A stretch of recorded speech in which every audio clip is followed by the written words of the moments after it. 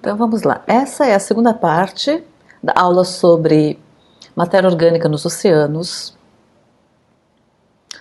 A matéria orgânica particulada está sujeita a diversas transformações físicas e químicas nos oceanos. A matéria orgânica particulada corresponde essencialmente aos detritos animais e vegetais, e aqui vamos identificar tais detritos pelas siglas em inglês mesmo.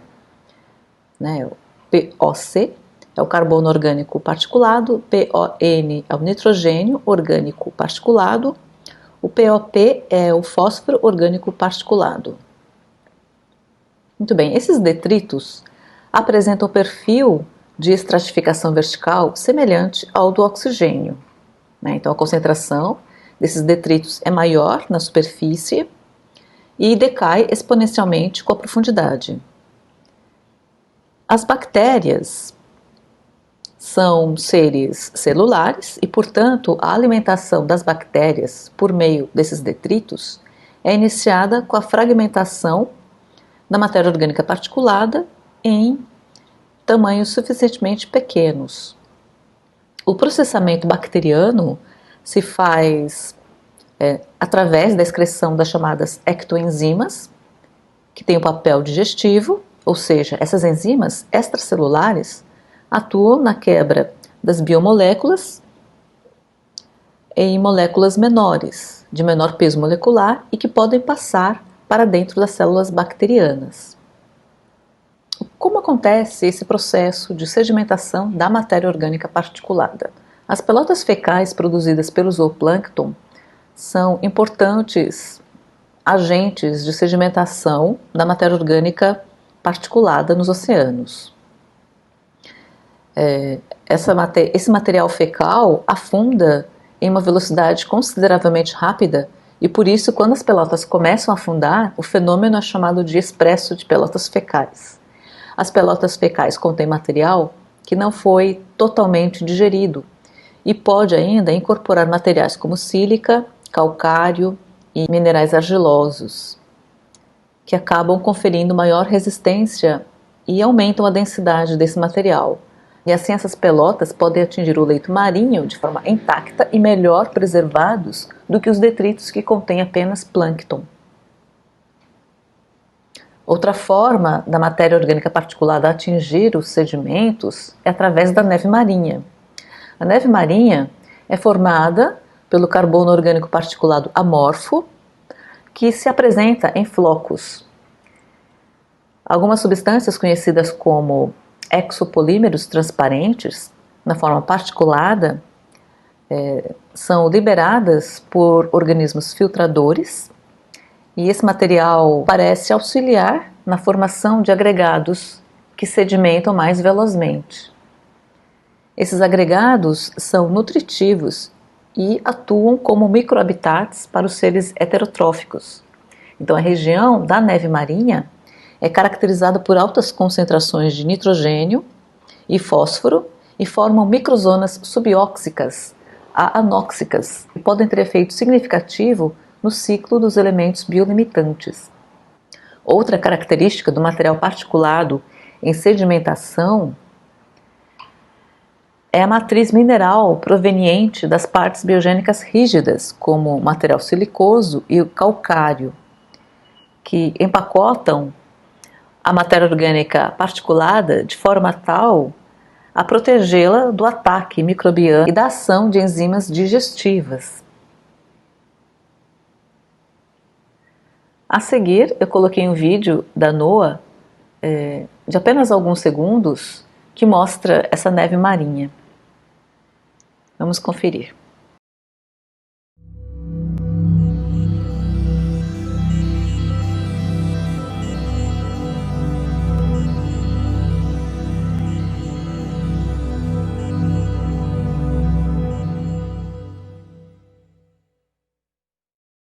E com relação à matéria orgânica dissolvida? A matéria orgânica dissolvida também pode ser representada por várias siglas. Eu vou colocar aqui as siglas em inglês para facilitar a compreensão das tabelas e figuras a seguir. Tá? Então, a matéria orgânica dissolvida pode ser representada como DOC, que é o carbono orgânico dissolvido, DON, nitrogênio orgânico dissolvido, o DOP, que é o fósforo orgânico dissolvido, LMW, que são as substâncias de baixo peso molecular, e HMW, que são as substâncias de alto peso molecular. Da mesma forma que a matéria orgânica particulada, a matéria orgânica dissolvida apresenta concentrações mais elevadas na superfície da água do mar, pois é o local onde essa matéria orgânica é sintetizada. Essa concentração diminui exponencialmente através da termoclina e atinge concentrações mais homogêneas nas águas profundas. Então, de modo geral, a matéria orgânica dissolvida é mais abundante que a matéria orgânica particulada, principalmente nas águas mais profundas.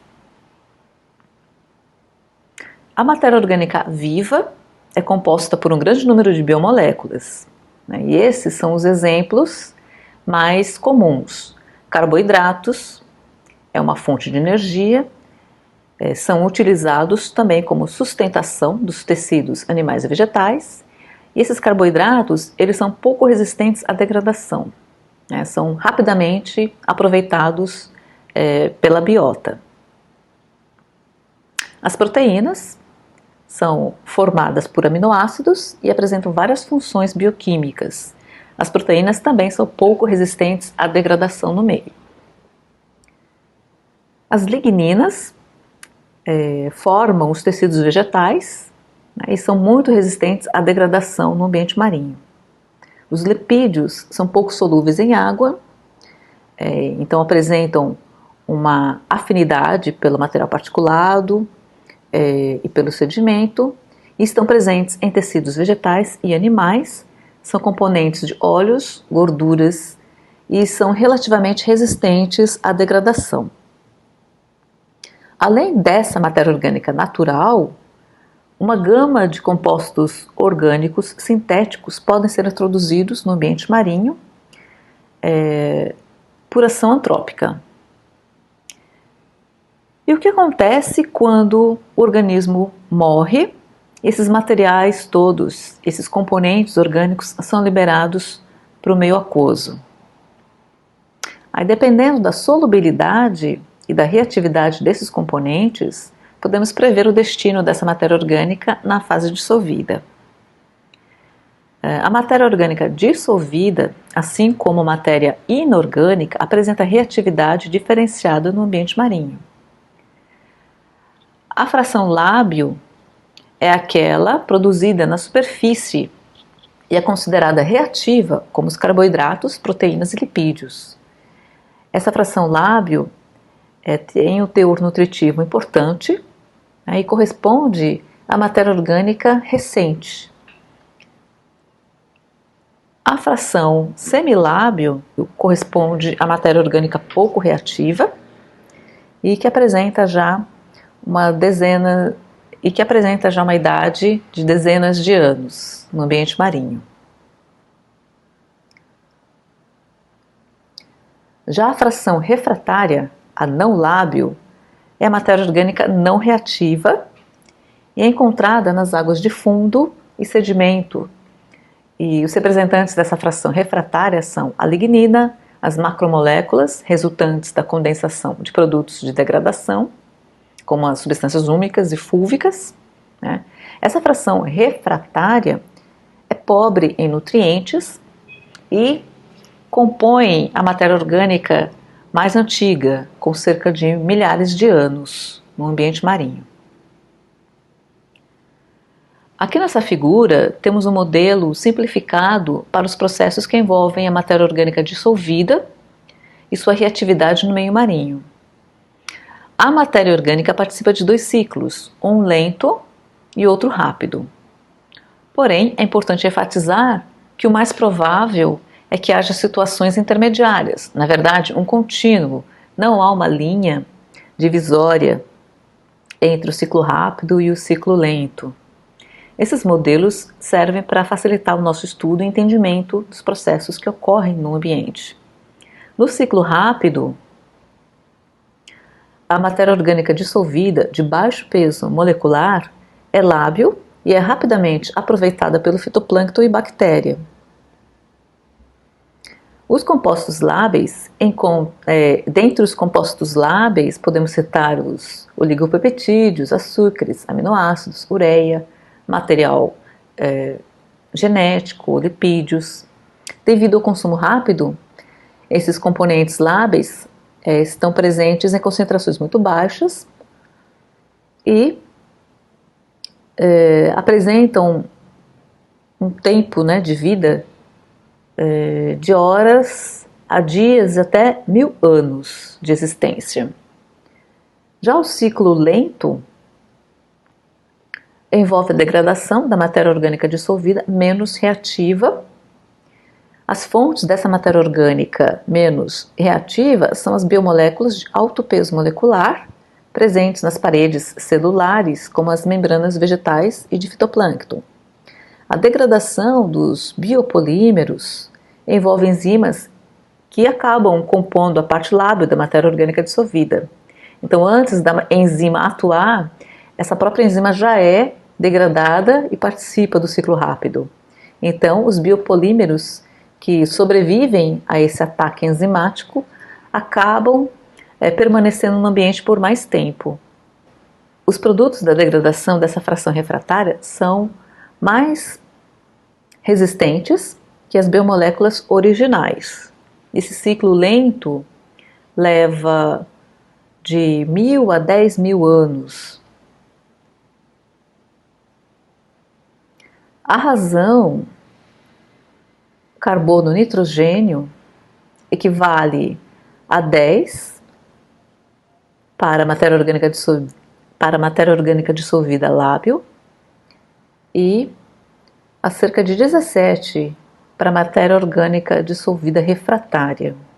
Para fins de comparação, o fitoplâncton marinho apresenta a razão de 6,6, né, entre carbono e nitrogênio, que é a razão de Redfield-Richards. Nas águas profundas do Atlântico, o carbono orgânico dissolvido pode ser preservado e atingir idades de até 4.000 anos, enquanto o carbono orgânico dissolvido é ainda mais envelhecido nas águas profundas do Pacífico, com mais de 6.000 anos de idade, de acordo com técnicas de datação por carbono 14. Essa figura aqui mostra os processos envolvidos na formação de geopolímeros, que são substâncias refratárias pouco nutritivas. Inicialmente, os organismos vegetais e animais mortos liberam vários constituintes orgânicos, né, carboidratos, lipídios, proteínas, ligninas, taninos, pigmentos. E aqui então a gente tem componentes lábeis e refratários. Esses componentes todos acabam sendo degradados em moléculas menores e com o passar do tempo e com os processos de sedimentação, esses constituintes esses constituintes ficam sujeitos a processos diagenéticos, né, que são várias reações, que são um conjunto de reações químicas, físicas e biológicas, que favorecem a condensação, uma reação entre esses componentes e a polimerização, formando, né, os chamados ácidos fúlvicos e substâncias úmicas. Aqui nós vemos a estrutura de um ácido úmico. Percebam que existem vários grupos funcionais, olha, vários fenóis, ácidos carboxílicos, que funcionam como sítios de ligação para metais e nutrientes. Não existe uma fórmula, uma estrutura exata para esse tipo de substância orgânica. Aqui para o ácido fúlvico também a gente pode observar, olha, vários grupos funcionais presentes, vários ácidos carboxílicos estão presentes na estrutura do ácido fúlvico.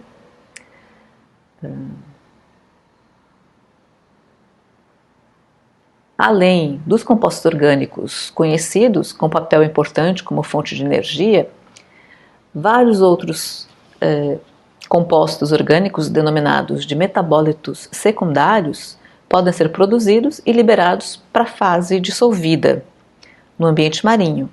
Geralmente, esses metabólitos secundários apresentam baixo peso molecular, e apresentam também função específica. Esses metabólitos controlam inter-relações tróficas, com a produção de feromônios, por exemplo, que servem para atrair os parceiros para a reprodução.